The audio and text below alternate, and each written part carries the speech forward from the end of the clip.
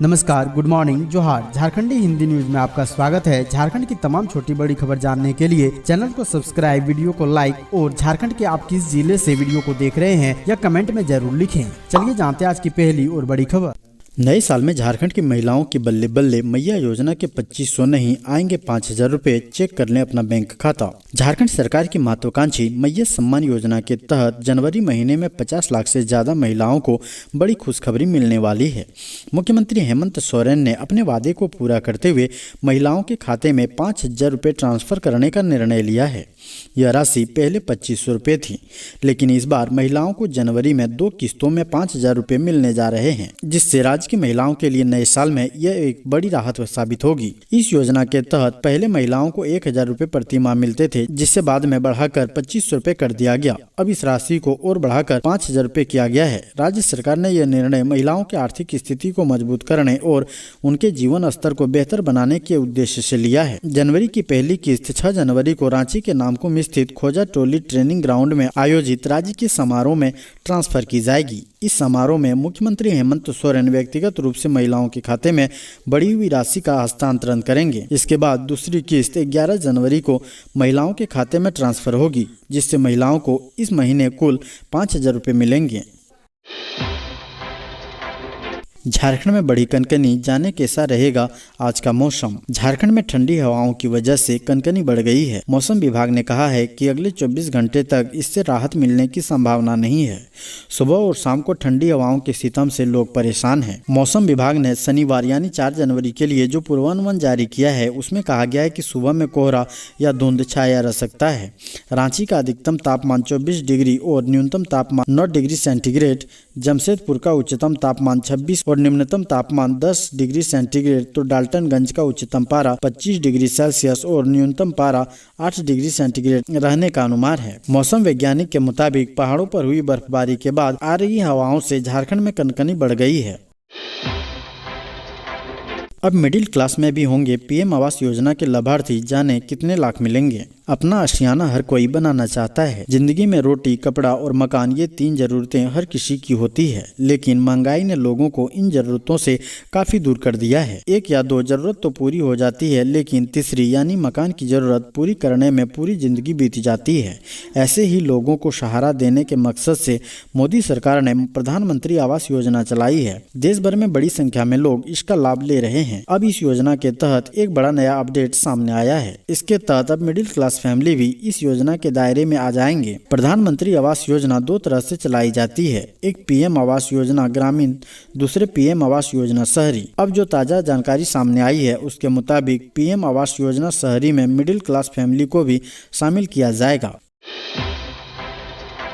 अब सीएससी में नहीं भरा जाएगा मैया योजना का फॉर्म, आदेश जारी। मैया सम्मान योजना का फॉर्म अब सीएससी यानी कॉमन सर्विस सेंटर में नहीं भरा जाएगा। राज्य सरकार ने सीएससी के साथ समझौता रद्द कर दिया है। ऐसे में महिलाओं के बीच ऊहापोह की स्थिति बन गई है।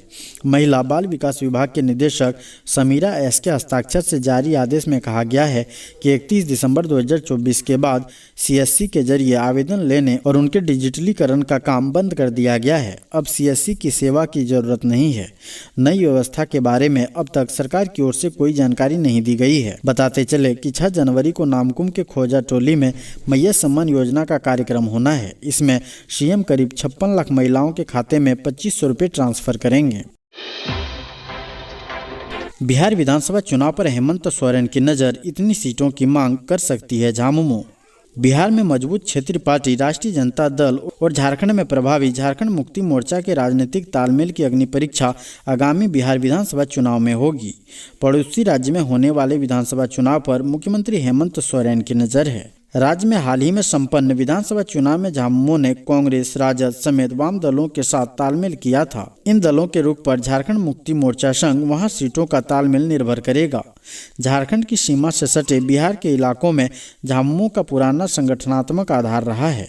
खासकर आदिवासी बहुल क्षेत्रों में झामुमो की स्वीकार्यता है। इस क्षेत्रों में झामुमो प्रमुख शिबू सोरेन, कार्यकारी अध्यक्ष हेमंत सोरेन दौरा भी करते रहे हैं।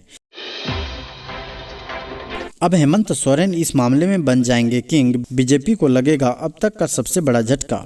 झारखंड में सत्ता की होड़ में भाजपा को पीछे करने वाला क्षेत्रीय दल झारखंड मुक्ति मोर्चा सदस्यता के मोर्चे पर भी भाजपा से आगे बढ़ने की होड़ में है। हाल ही में संपन्न विधानसभा चुनाव में मोर्चा ने पिछले विधानसभा चुनाव के मुकाबले 6% ज्यादा वोट पाने में सफलता पाई। अगर झामुमो सदस्यता पाने में बीजेपी को पीछे छोड़ देती है तो हेमंत सोरेन किंग बन जाएंगे। झामुमो को विधानसभा चुनाव में लगभग 24% वोट मिले। यह पार्टी के लिए इस मायने में उत्साहजनक है कि सत्ता में रहने के बावजूद संगठन के विस्तार में मुहिम जारी रही। इसमें किसी स्तर पर शिथिलता नहीं देखी गई।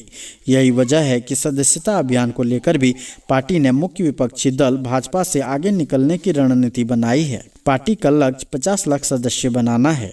जल्दी झामुमो का केंद्रीय महाधिवेशन होगा। इसमें नए सिरे से कार्यकारिणी गठित होगी। झामुमो के केंद्रीय महासचिव सह प्रवक्ता विनोद पांडे के मुताबिक संगठन सदस्यता अभियान के अपने लक्ष्य के करीब है।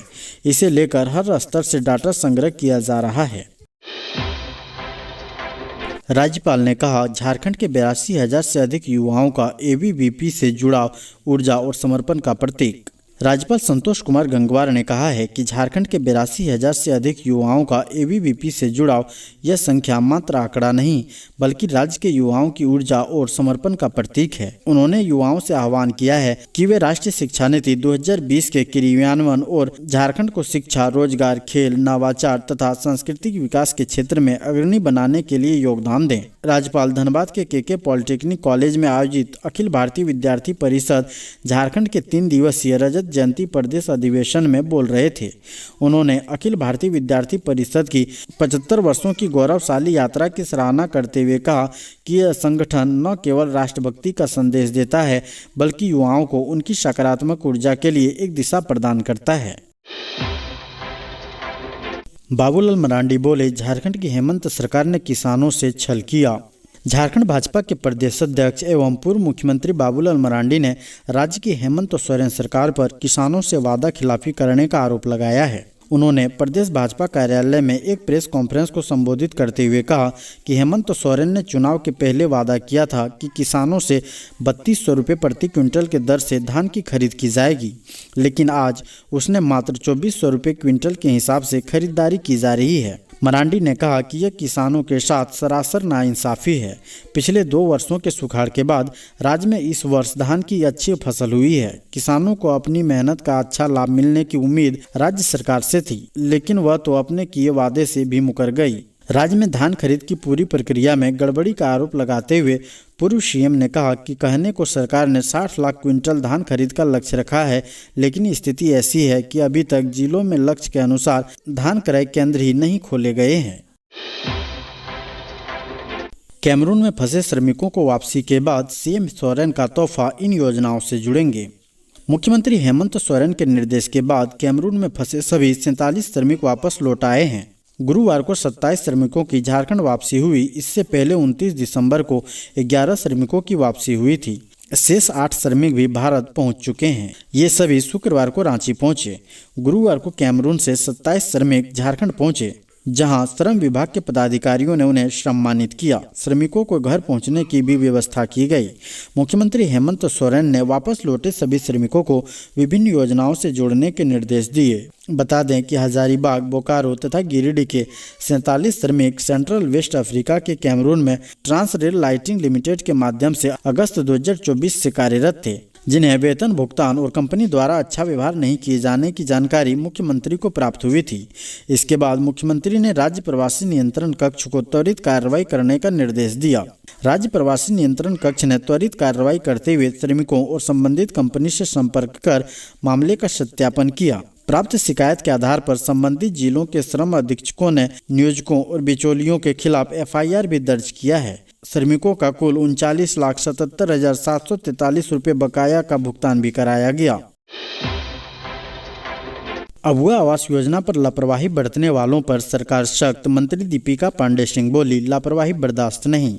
झारखंड के ग्रामीण विकास मंत्री दीपिका पांडे सिंह ने अबुआ आवास योजना में कोताही बरतने वालों पर सख्त रवैया अपनाया है। उन्होंने साफ किया है कि इस योजना में किसी भी प्रकार की लापरवाही बर्दाश्त नहीं की जाएगी। उन्होंने सोशल मीडिया हैंडल एक्स पर एक खबर का लिंक पोस्ट करते हुए ये बातें लिखी है। उन्होंने कहा है कि इस योजना को लेकर महागठबंधन सरकार पूरी तरह से कटिबद्ध है। हेमंत सोरेन कैबिनेट में शामिल ग्रामीण विकास मंत्री दीपिका पांडे सिंह ने सोशल मीडिया एक्स के जरिए एक खबर का लिंक शेयर करते हुए लिखा है कि अबुआ आवास झारखंड सरकार की एक बेहद महत्वाकांक्षी योजना है। इनके क्रियान्वयन को लेकर विभाग और मुख्यमंत्री हेमंत सोरेन नियमित रूप से मॉनिटरिंग करते हैं। इस योजना में किसी भी प्रकार की कोताही सरकार बर्दाश्त नहीं करेगी। उन्होंने आगे लिखा है कि हमारा उद्देश्य हर गरीब को अपना घर दिलाना है और इसे लेकर महागठबंधन सरकार पूरी तरह से प्रतिबद्ध है। कभी लकड़ी की छड़ी से करती थी प्रैक्टिस, अब महिला हॉकी टीम की कप्तान सलीमा टेटे को मिलेगा अर्जुन अवार्ड। झारखंड के खेल प्रेमी के लिए साल का दूसरा दिन खुशियों का सौगात लेकर आया। महिला हॉकी टीम की कप्तान और ओलंपियन सलीमा टेटे को अर्जुन अवार्ड देने की घोषणा हुई है। दरअसल क्रिकेट आइकॉन महेंद्र सिंह धोनी को झारखंड की आन बान और शान कहा जाता है, लेकिन इसमें एक और नया नाम जुड़ गया है। महिला हॉकी इंडिया की कप्तान और ओलंपियन सलीमा टेटे ने भी राज्य के गौरव में 4 चांद लगा दिए हैं। लंबे संघर्ष और हॉकी को नई ऊंचाइयों तक ले जाने के लिए उन्हें अर्जुन अवार्ड से सम्मानित किया जाएगा। सलीमा टेटे झारखंड के सिमडेगा जिले की निवासी है। उनका पैतृक गांव बड़की छापर है। उनके पिता का नाम सुलक्षण टेटे है और वे भी स्थानीय स्तर पर हॉकी खेलते रहे हैं। काफी संघर्षों के बाद सलीमा ने सिमडेगा से भारतीय हॉकी टीम तक सफर किया है। उनके इस संघर्ष में उनके परिवार वालों ने खूब साथ दिया। इसी के बदौलत आज वे अंतर्राष्ट्रीय स्तर पर नाम कमा रही है। पलामू में कोहरे का कहर, बस ट्रक की सीधी टक्कर में ट्रक ड्राइवर समेत 2 की मौत, 5 की हालत गंभीर। झारखंड में कोहरे ने कहर ढाया है। घने कोहरे की वजह से शुक्रवार को सुबह एक सड़क दुर्घटना में ट्रक ड्राइवर समेत 2 लोगों की मौत हो गई। बस में सवार दर्जनों यात्री घायल हो गए, इसमें से 5 की हालत गंभीर है। घटना पलामू जिले के सतबरवा थाना क्षेत्र के बिकोरिया गाँव के समीप हुई। रांची मेदिनीनगर मुख्य मार्ग पर सुबह यात्री बस JPS और ट्रक की सीधी टक्कर हो गई। मृत ट्रक चालक उपेंद्र उत्तर प्रदेश का रहने वाला है। दुर्घटना के बाद काफी देर तक वह ट्रक में फंसा रहा था। ट्रक का सहचालक अंकित गंभीर रूप से घायल है। बाद में सतबरवा के मुक्ता गांव के रियासत अंसारी ने तुम्बागाड़ा नवजीवन अस्पताल में इलाज के दौरान दम तोड़ दिया। उनकी पत्नी का एक पैर कटकर अलग हो गया है। उन्हें बेहतर इलाज के लिए रेफर कर दिया गया है। रिसायत अंसारी अपनी पत्नी का इलाज करवाने रांची जा रहे थे। 2015 में निर्माण, 2025 में बेकार। झारखंड के गुमला में करोड़ों का बना पुल 10 साल में ही हुआ टेढ़ा। झारखंड के गुमला जिले के रायडी प्रखंड के मरियम टोली शंख नदी पर बना पुल 10 साल बाद ही टेढ़ा हो गया है। करीब 3 करोड़ से बने इस पुल का एक पिलर धंसकर तिरछा हो गया है। गुमला विशेष प्रमंडल ने एक प्राइवेट एजेंसी के जरिए 234 मीटर लंबे इस पुल का निर्माण वित्त वर्ष 2011-12 में शुरू कराया था। वर्ष 2015 में निर्माण पूरा हुआ था। निर्माण के बाद पहली ही बारिश में पुल का एक पिलर क्षतिग्रस्त हो गया। कुछ माह पहले ही विशेष प्रमंडल के चीफ इंजीनियर के नेतृत्व में पुल का निरीक्षण कराया गया था। तब क्षतिग्रस्त पिलर और ऊपरी हिस्से को ठीक करने की योजना बनी, पर काम शुरू नहीं हुआ है। इस संबंध में विशेष प्रमंडल के कार्यपालक अभियंता महादेव उराव ने बताया कि क्षतिग्रस्त हिस्से के पुनर्निर्माण के लिए DPR तैयार कर भेज दिया गया है, पर अब तक स्वीकृति नहीं मिली है। बता दें कि यदि पुल पर आवागमन ठप हुआ तो रायडी और जारी ब्लॉक की 15,000 आबादी प्रभावित होगी। झारखंड में शराब कंपनी की बड़ी टेंशन, हेमंत सरकार ने दे डाली अंतिम चेतावनी। उत्पाद एवं मद्य निषेध विभाग के मंत्री योगेंद्र प्रसाद ने विभाग के वरिष्ठ अधिकारियों व देसी शराब बनाने वाली इकाइयों के साथ समीक्षा बैठक की।